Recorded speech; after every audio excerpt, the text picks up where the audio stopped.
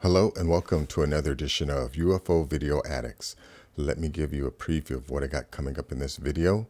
The first is some type of anomaly going on above this house in Mesa, Arizona.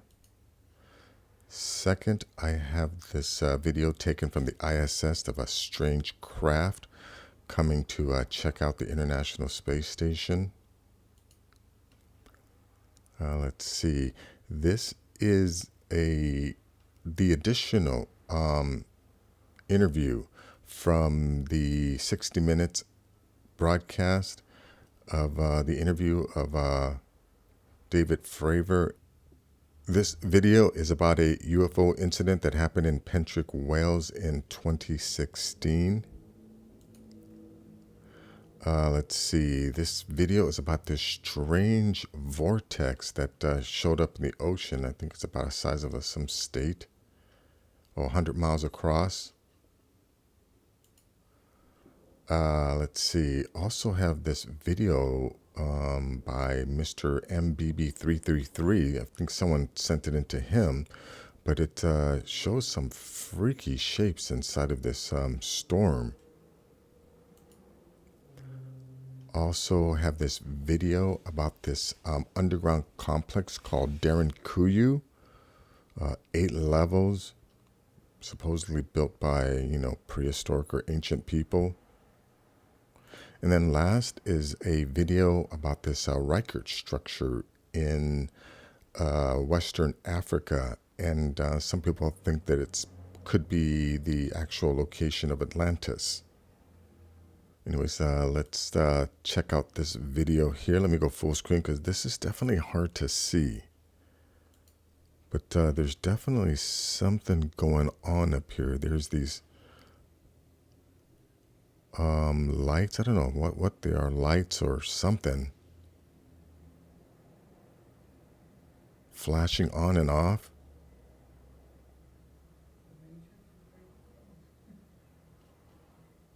But you know what? It's a real short video. It's only a minute long. But so, I don't want to play the whole thing. You have to check out the link, which will be in the description.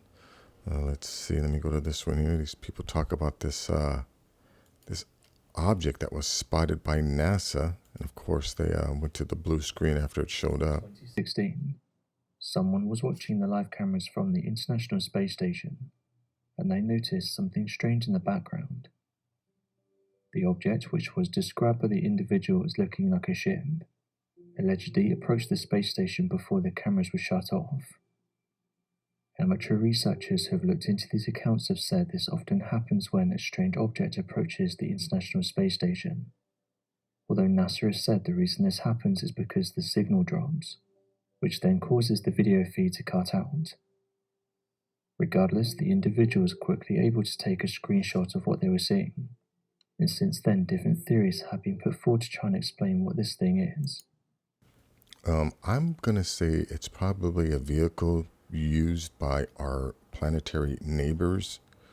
I don't see how it's not obvious yet to most people, but we're not alone on the planet. Let's see, here's this video from the 60 Minutes interview of Commander David Fravor and the other pilot, Alex Dietrich. Yeah, I think, they didn't show the complete interview, so, this is a link to check out the rest of it. But, these people are saying that they're seeing these things every single day. And ask yourself, does it make more sense that aliens are visiting us every single day?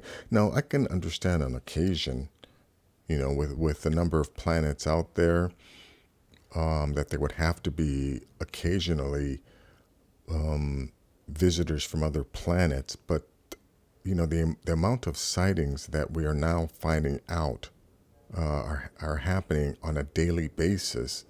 It's pretty obvious to me that they're not all visiting. Let's see. This is a video about this Pentrick incident in Wales in 2016, but let me just play a little bit of this. for different plane. Fast, low, loud, it flew over the fields and began circling the sky. When it banked to the left, the moonlight illuminated a mushroom on its back. It was an E3 Sentry, an airborne early warning and control aircraft with a distinctive rotating radar dome above its fuselage. They watched it circle 7 times. Then something even more unexpected happened. A red light became visible above the tree line at the end of the field. I was totally in shock and awe of what I was seeing when red light turned into 3, which was a triangle on the oblique angle coming in point first, which turned out to be a full-size pyramid. This pyramid, Clark claims, was an intelligently controlled craft.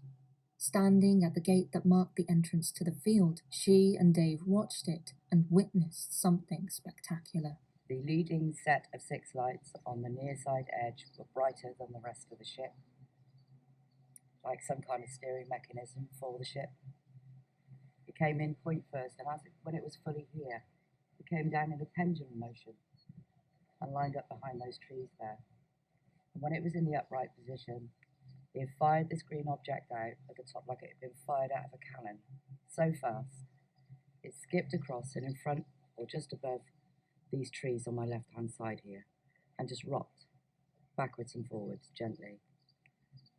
I can't tell you what shape it was because it was too bright, brighter than the moonlight, like a really bright green star, about the size of a small car. The E3 Sentry was flying up by this time and back round and coming back down again. I was standing on the gate, I had my leg actually hooked over the top, and I was staring through the bare trees to get a better look, because this pyramid listed to the right-hand side, still turning very slowly anti-clockwise, started to move backwards away from us. And I said to Dave, it's landing. But in actual fact, the field rises there, because you've been out and seen it, and the land was coming up to meet it. And as it neared the ground, it ejected this hand, I described it like a hand of lightning. But it wasn't thin lightning, like we see here. It was thick, like fire, like fingers. And the whole thing lit up really brightly, so you could see the whole outline of it. And such was the size of it, while I was staring at the bottom, you couldn't see the top. That's how big. Now, whilst I was fixated, and don't ask me why I was fixated on it touching the ground, because I don't know to this day, but David said he saw 15 or 20, he described them as orbs, come out the top of it. And I can stand here and tell you that I saw them, but I genuinely didn't, because I was so fixated on it touching the ground.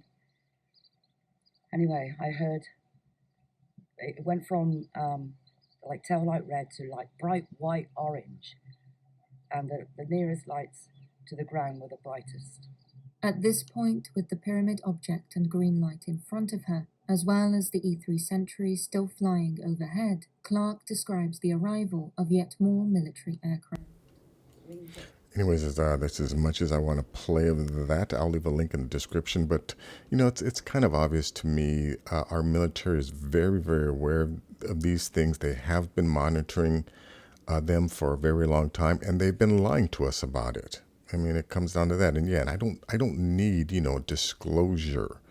If you're still waiting for disclosure for a politician who, you know, people who generally lie to us on a routine basis, if you're waiting for them to tell you the truth, you have to really understand that you're most likely institutionalized. That, you know, you can't make up your own mind. But anyways, let me, you know, another thing I want to point out about something like this, you know, this 100-mile wide vortex is going on. And see, this happened in 2016, and you know, I never heard about this. I never heard one thing about this. So it's obvious to me that, you know, there could be so many things going on in the middle of the ocean, and you know, we just aren't equipped to know these things. You know, I am positive there must be some individuals in the highest levels of our government that are aware of these things, but yeah, they're not telling us about it. So, you know, if there are these giant crafts that are 5 miles wide, 50 miles wide, or even 100 miles wide, coming in and out of our oceans, I wouldn't know, and I don't think anyone watching this video would know either.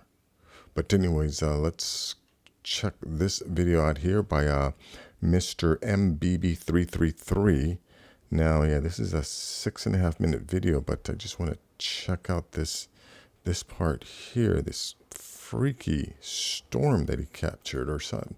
I think someone sent in this video to him, but check this out. It was taken by her niece, supposedly out of Yermo, California. Very fascinating video footage there. I will leave that up to you guys to decide what you think of that. I don't know if that's some sort of an early monsoon over there in Yermo, California. That would... Yeah, what is creating? Looks like a fishtail or something.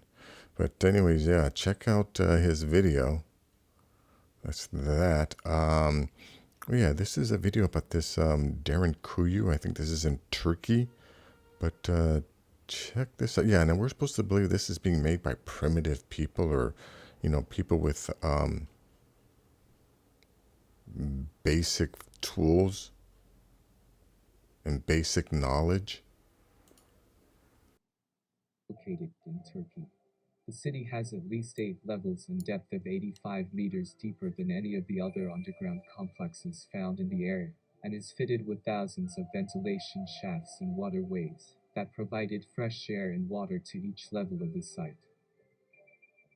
It is large enough to have sheltered as many as 20,000 people together with their livestock and food stores. It is the largest excavated underground city in Turkey, and is one of several underground complexes found throughout Cappadocia. The city was protected by doors made of massive stone wheels that could be rolled in from an entrance, essentially making it another wall. Unique to the Derinkayu complex and located on the second floor is a spacious room with a barrel-vaulted ceiling. It has been reported that the room was used as a religious school, and the rooms to the left were studies. Starting between the 3rd and 4th levels are a series of vertical staircases, which lead to a cruciform church on the lowest level. Furthermore, escape routes have been found on each level, which would have enabled the people of Derinkayu to run away in case some unprecedented event unfolded around. It is believed that the underground cities were initially built by the Phrygians during the 8th through 7th centuries BC, who carved their living spaces into the region's soft volcanic rock. Later on, during the Roman era and the replacement of the Phrygian language with Greek, the then Christian inhabitants continued to work on the underground cities. You know, you gotta understand, whoever built this stuff had to understand. I think it's called load bearing. You know, and where does someone acquire this knowledge during this time? I mean, my theory is that they landed here from another planet and brought their knowledge with them. You know, because again, you know, there's nothing to show that someone like practiced this stuff. It's just all of a sudden, you know, these underground caverns are built with perfect precision.